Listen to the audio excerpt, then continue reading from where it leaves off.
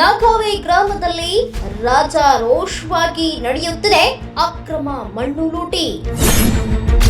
ಅಕ್ರಮ ಗಣಿಗಾರಿಕೆ ನಡೆದಿದ್ರೂ ಅಧಿಕಾರಿಗಳು ಜಾಣ ಮೌನ ವಹಿಸಿದ್ದಾರೆ.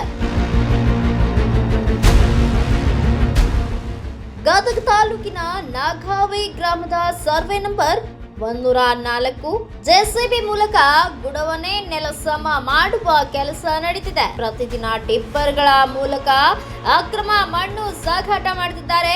ಸರ್ಕಾರಕ್ಕೆ ರಾಜಧನ ತುಂಬದೆ ಯಾವುದೇ ಪರವಾನಗಿ ಇಲ್ಲದೆ ಇಲ್ಲಿ ಮಣ್ಣು ಸಾಗಾಟ ಮಾಡಲಾಗ್ತದೆ.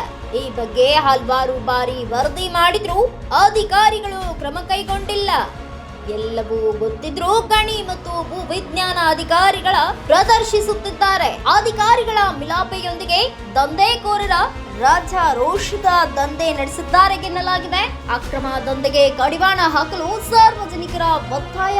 ಜಿಲ್ಲಾಧಿಕಾರಿಗಳು ನಿರ್ಬಂಧ ಹೇರಿದ್ರೂ ಸಹ ಅದಕ್ಕೆ ಜಗ್ಗದ ದಂಧೆಕೋರರು ತಮ್ಮ ಅಕ್ರಮ ಕಾರ್ಯವನ್ನ ಮುಂದುವರಿಸಿದ್ದಾರೆ. ಈ ಹಿಂದೆ ಪೊಲೀಸ್ ಇಲಾಖೆಯು ಕೆಲವು ವಾಹನಗಳನ್ನ ವಶಕ್ಕೆ ಪಡೆದಿದ್ರು ದಂಧೆ ಪೂರ್ತಿಯಾಗಿ ನಿಂತಿಲ್ಲ. ಮಣ್ಣು ಲೂಟಿಕೋರರ ದಂಧೆಯಿಂದ ಸರ್ಕಾರದ ಬೊಕ್ಕಸಕ್ಕೆ ಕೋಟಿ ನಷ್ಟವಾಗುತ್ತಿದ್ರು ಈ ಬಗ್ಗೆ ಗಮನ ಹರಿಸಿಲ್ಲ ಅನ್ನೋದು ಸಾರ್ವಜನಿಕರ ದೂರಾಗಿದೆ.